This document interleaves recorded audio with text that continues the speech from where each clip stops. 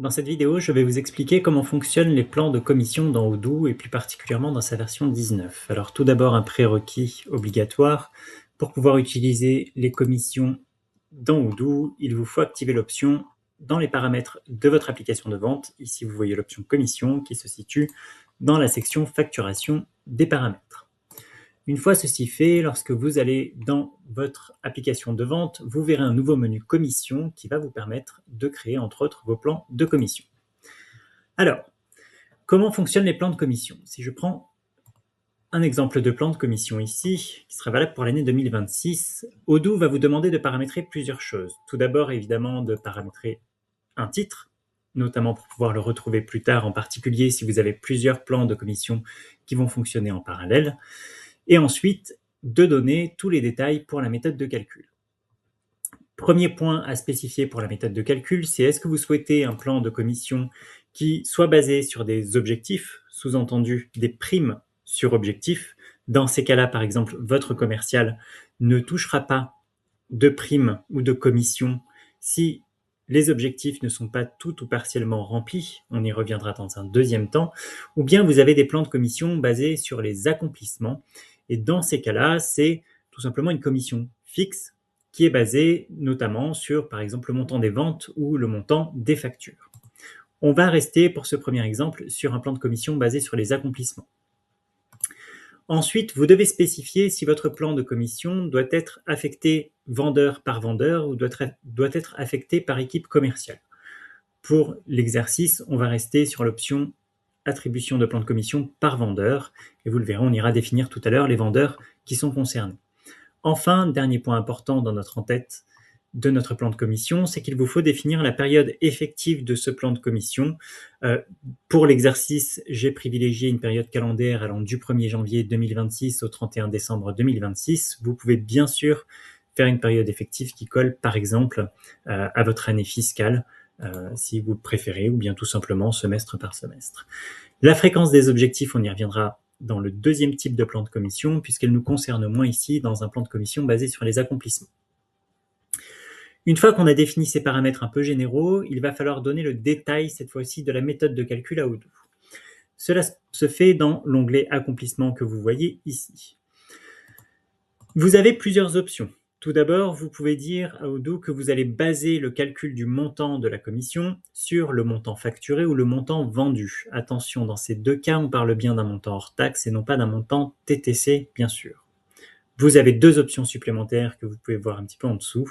Vous pouvez également baser les commissions sur les quantités de produits ou de services vendus et non pas sur leur montant, pour le coup, sur les quantités facturées, et encore une fois, pas sur les montants. On va rester sur un cas très simple et assez générique, c'est-à-dire que l'on va octroyer une commission sur le montant hors taxe facturé par nos commerciaux. Autre spécificité dans Odoo aussi, vous pouvez préciser si cette commission, alors faites bien attention, ce n'est pas le plan de commission, on parle bien ici de la ligne dont je suis en train de définir les paramètres. Donc si cette ligne de commission va ne concerner qu'un produit ou une catégorie de produits. Typiquement, si vous avez des stratégies qui sont différentes parce que vous avez plusieurs secteurs d'activité en parallèle, vous pourriez très bien ici prendre deux catégories de produits différentes avec deux taux de commission différentes. Encore une fois, pour simplifier la démonstration et l'exercice, on va rester sur le paramétrage de base, tout simplement sans préciser de produit ou sans préciser de catégorie de produits. Je signifie à Odoo que cette ligne de commission s'appliquera à tous les montants facturés indépendamment de ce critère-là. Enfin, bien sûr, il vous faut définir le taux de la commission. Dans ces cas-là, c'est un taux à 5%, mais vous pouvez le modifier manuellement comme vous le souhaitez. Si mon taux est de 5%, bien sûr, pour un montant facturé, ça veut dire que à chaque 100 € hors taxe facturé sur une commande de mon commercial, eh bien mon commercial aura droit à 5 € de commission. L'onglet période ne nous concerne pas cette fois-ci puisque l'on est sur un plan de commission basé sur les accomplissements. En revanche, les commerciaux ici nous intéressent. C'est dans cet onglet-là que vous allez définir la liste des commerciaux qui sont concernés par ce plan de commission spécifique. Vous le voyez ici, nous avons déjà un vendeur, Michael, qui est concerné pour la période du 1er janvier au 31 décembre. Assez typiquement, si c'est un commercial qui va travailler avec vous toute l'année, bien sûr, il sera concerné par la totalité de la période du plan de commission. Si c'est un commercial qui est là pour une mission plus ponctuelle, vous pouvez très bien définir le fait qu'il soit concerné par ce plan de commission, par exemple du 1er janvier au 31 mars, pourquoi pas si on prend les 3 premiers mois de l'année. Dans cette colonne Autres plans, tout simplement, vont apparaître les autres plans de commission qui concernent également ce vendeur-là. C'est un champ en lecture seule, vous ne pouvez pas le modifier, c'est simplement Odoo qui va vous rappeler que ce vendeur-là est déjà assigné à d'autres plans. Voilà pour ce premier exemple de plan de commission. Un dernier point quand même qui est très important à noter, c'est que dans cet état, mon plan de commission n'est pas encore valide. Pourquoi? Parce que vous le voyez là-haut, il est encore au statut de brouillon. Les plans de commission, pour qu'ils puissent fonctionner, doivent être au statut approuvé. Vous devez donc appuyer sur ce bouton approuver ici pour le rendre effectif. Deux particularités, maintenant qu'on a approuvé ce plan de commission. La première, c'est déjà que vous ne pouvez plus modifier aucun champ. Tous les champs sont passés en lecture seule, comme vous pouvez le voir. Je ne peux absolument rien modifier, à part ajouter un vendeur supplémentaire. Mais en tout cas, je ne peux pas modifier les méthodes de calcul ni les différents paramétrages de mon plan de commission. Ça, c'est le premier point. Deuxième point, donc, suite de cette première particularité, c'est que si malgré tout, vous avez besoin de modifier pour X ou Y raison votre plan de commission, il vous faudra d'abord le remettre en brouillon, faire vos modifications, puis ensuite réapprouver le plan de commission. Je viens de vous dire que vous pouviez ajouter un vendeur. Une petite note qui est importante à connaître tout de même, c'est que si vous êtes en mode développement, vous avez la possibilité d'ajouter plusieurs vendeurs en une seule fois, ce qui peut être relativement pratique pour vous faire gagner un petit peu de temps. Dernier point encore à préciser, la période effective est bien sûr rétroactive. Je vous ai montré précédemment que sur un plan de commission approuvé, j'avais la possibilité d'ajouter un vendeur. Je peux très bien rajouter un vendeur au mois de février. S'il a fait des ventes au mois de janvier, elles seront bien prises en compte à partir du moment où la correspondance des dates ici sur la période effective de votre plan de commission et la période sur laquelle votre commercial est concerné est bien sûr conforme et inclut des factures qui ont été réalisées au mois de janvier par exemple. Voilà donc pour ce premier exemple de plan de commission. On va en créer un second pour vous montrer ensuite comment est-ce que cela fonctionne lorsque je vais réaliser des ventes. Donc, toujours pareil, je dois, pour commencer, définir le nom de mon plan de commission, pardon, évidemment. Et je vais donc cette fois-ci avoir un plan qui est basé sur les objectifs. Qu'est-ce qu'on remarque dès que je change ce champ basé sur? C'est que j'ai immédiatement un champ supplémentaire commission cible qui est apparu juste en dessous et j'ai un onglet objectif et un onglet commission qui sont apparus également ici. On ira les voir juste après. Premièrement, ce champ commission cible, c'est tout simplement la base de la commission annuelle accordée à votre commercial. C'est-à-dire que votre commercial, s'il réalise 100% de ses objectifs, aura comme commission, comme prime, le montant défini dans ce champ commission cible. Donc, par exemple, effectivement, prenons plutôt 2000 € puisque j'en aurai besoin pour la suite de l'exercice. Mais on va dire que la commission de base est de 2000 € à partir du moment où je réalise 100% de mes objectifs. Cette fois-ci, la fréquence des objectifs est importante, d'accord? Puisque on va avoir une fréquence, dans ce cas-là, par exemple, trimestrielle, mais je peux l'avoir mensuelle ou annuelle. Cette fréquence des objectifs détermine aussi la fréquence à laquelle je peux avoir une commission. Donc, je vais devoir définir des objectifs pour chaque période trimestrielle pour mes commerciaux et à chaque fois que ces objectifs seront remplis, mon commercial aura le droit à une commission. On va maintenant renseigner les onglets les uns après les autres et vous allez voir, il y a plusieurs spécificités assez intéressantes pour vous permettre de personnaliser des plans de commission.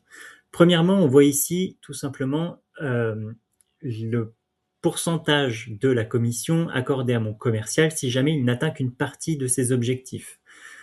Par défaut, ce que je vous expliquais tout à l'heure, la seule règle qui existe, c'est que lorsque j'atteins 100% de mes objectifs, j'ai la totalité de la commission que j'ai définie ici.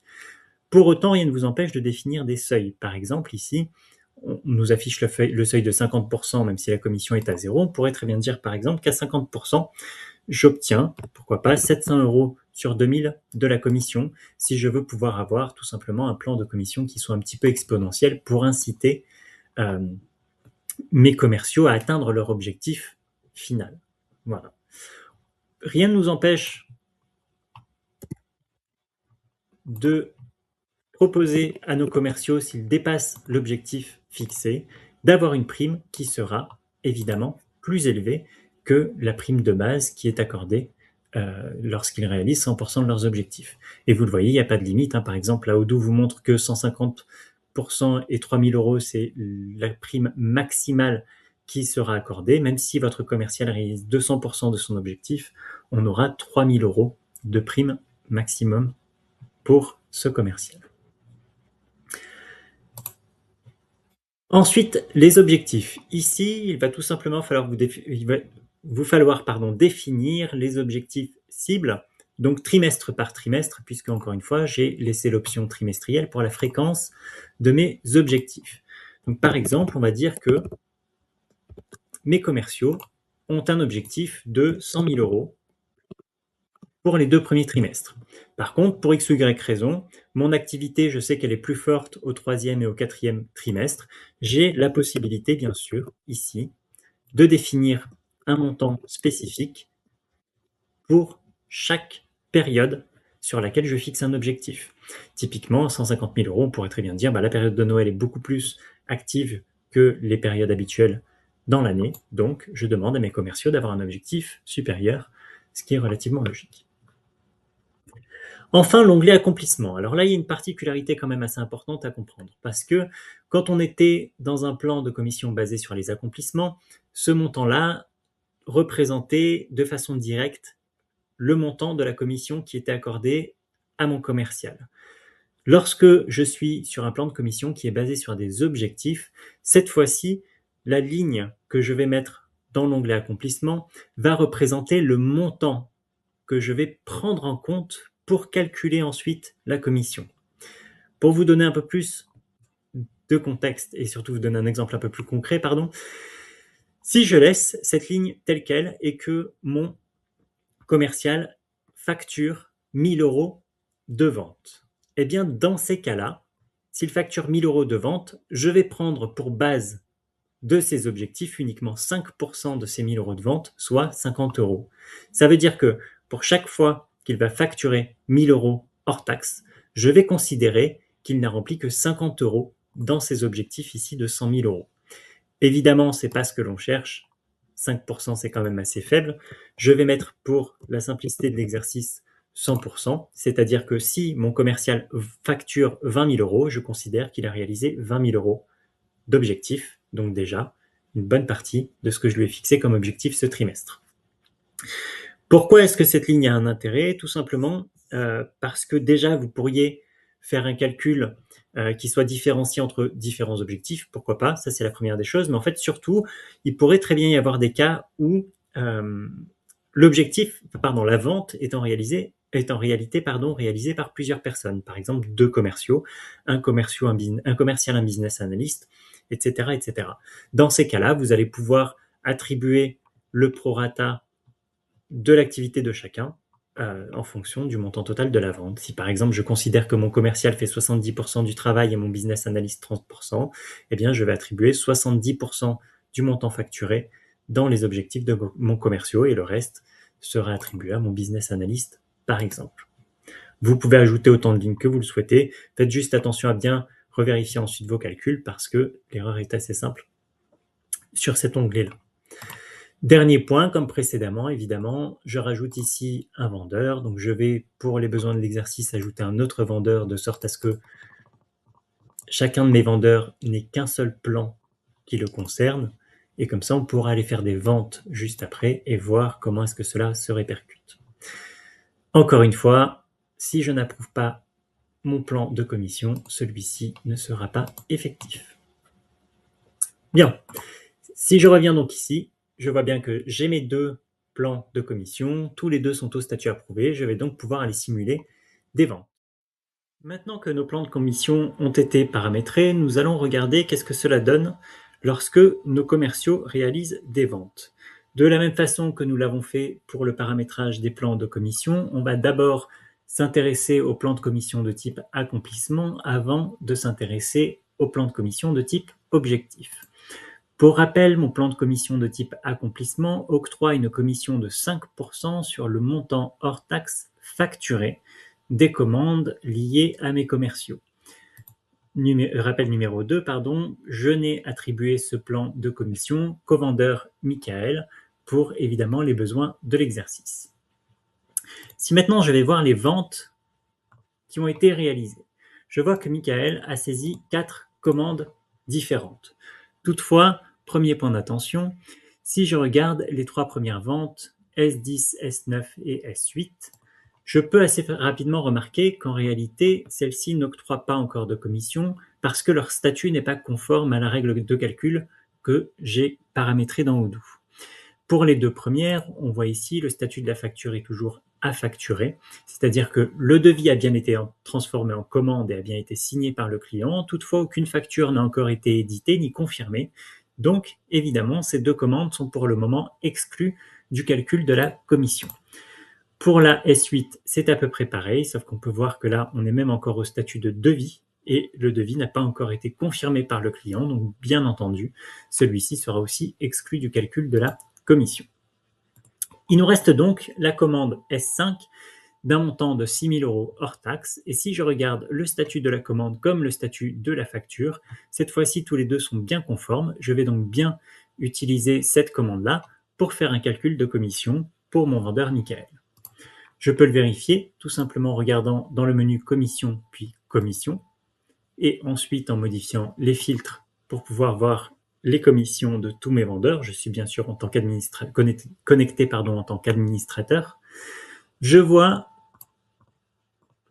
chacun des trimestres pour Michael sur le plan que je lui ai attribué. On voit bien qu'il n'y a qu'un seul trimestre, évidemment, pour lequel il y a une commission, et on voit que cette commission est de 300 €. Si je regarde le détail, je peux très bien, dorénavant, avoir accès à la facture qui est à l'origine de cette commission-là. Si j'ouvre cette facture, c'est bien celle qui correspond à ma commande S5, comme je l'ai vu précédemment, comme on peut le retrouver ici. La facture S5 correspond donc à la facture de la commande S5 est d'un montant de 6 000 € hors taxe. J'applique donc une commission de 5% sur 6 000 € hors taxe et je tombe bien sur une commission de 300 €. Si maintenant je reviens à la totalité des ventes de mon commercial Michael, on va valider une deuxième facture pour vous montrer que l'évolution est immédiate. Je confirme cette facture, je vais retourner voir le calcul des commissions pour Michael, et je vois bien que je suis dorénavant à 600 € puisque j'ai donc 2 factures de 6 000 € hors taxe qui sont valides pour pouvoir calculer une commission. Et je retrouve encore ici les factures correspondantes. Maintenant, je vais revenir sur le plan de commission par objectif. Il y a des subtilités, et en particulier parce que j'ai défini des seuils de déclenchement des différents niveaux de commission en fonction de l'accomplissement des objectifs. D'accord ? Donc pour rappel, on a une commission totale de 2 000 € si on réalise 100% des objectifs, mais j'ai un premier seuil de déclenchement à 50% de la réalisation d'objectifs qui octroie une commission de 700 €. Si je regarde les ventes qui ont été réalisées par mon commercial Emilien à qui j'ai attribué ce plan de commission. Il a réalisé une vente de 60 000 € hors taxe qui a été intégralement facturée. Je peux donc utiliser ce montant de 60 000 € hors taxe pour faire les calculs de mes commissions. Si je reviens ici, je vois que Emilien a effectivement réalisé 60 000 € de son objectif cible de 100 000 € et qu'on lui octroie donc une commission de 960 €. Alors pourquoi 960 €? Et c'est là que le calcul est un petit peu plus spécifique dans le cadre des objectifs. Si on revient ici, pour rappel, on a donc un objectif cible de 100 000 € sur le trimestre. Notre commercial en a atteint 60 000. D'accord ? Toutefois, j'avais bien précisé ici que j'avais un premier seuil de déclenchement des commissions à 50% de réalisation de l'objectif. Or, clairement, puisqu'il a vendu et facturé 60 000 € hors taxe, il a donc bien atteint ce premier seuil. Donc la première des choses qui s'est passée, c'est simplement que le premier seuil de déclenchement a été atteint, Odoo a automatiquement octroyé 700 € de prime. D'accord ? La deuxième partie du calcul va se faire en fonction d'un prorata. Puisque mon commercial n'a pas atteint 100% de ses objectifs, il ne peut donc pas avoir le deuxième seuil de déclenchement automatique qui lui amènerait sa prime à un montant total de 2 000 €. Donc Odoo va tout simplement calculer un prorata, sauf qu'il ne va pas calculer un prorata sur le montant total de la prime et le total de l'objectif cible, mais bien sur la différence entre le premier et le deuxième seuil de réalisation. Donc si on regarde le détail du calcul, première étape, j'ai mon premier seuil de déclenchement qui est atteint, j'octroie 700 € de prime, je n'ai pas besoin d'y réfléchir. La deuxième, en revanche, ce qu'on va faire, c'est tout simplement qu'on va calculer quelle est la part entre le premier et le deuxième seuil qu'il a réalisé. Donc il a réalisé 60 000 € au total, moins les 50 000 € qui correspondent au premier seuil de déclenchement. Il a donc 10 000 € de ce deuxième seuil qui est réalisé. D'accord ? Pour atteindre l'intégralité de ce deuxième seuil, il faut qu'il réalise en réalité 50 000 € hors taxe de vente complémentaire. Il en a réalisé 10 000. 10 000 sur ces 50 000 € complémentaires, ça représente tout simplement 20% de réalisation du deuxième seuil. Je vais donc maintenant calculer quelle est la différence de la prime entre le premier et le deuxième seuil et appliquer ce prorata de 20%. Donc pour rappel, ma prime totale était de 2 000 € s'il réalisait 100% de son objectif, moins les 700 € que je lui ai déjà accordés puisqu'il a déjà atteint le premier seuil de déclenchement. Il peut donc obtenir une prime de 1 300 € supplémentaires, mais il n'a réalisé que 20% de ce deuxième seuil de déclenchement. Je vais donc tout simplement appliquer ce prorata de 1 300 € multiplié par 20%, ce qui me donne bien 260 € de prime complémentaire. Et maintenant, je vais ajouter ces 260 € de prime complémentaire à ce que je lui ai accordé, parce que le premier seuil de déclenchement a bel et bien été atteint. Au total, il a donc ce premier seuil de déclenchement de 700 €, plus le prorata qui l'amènerait jusqu'au deuxième seuil. Il a donc 960 € de prime au total, et c'est bien le résultat que je peux retrouver ici dans Odoo.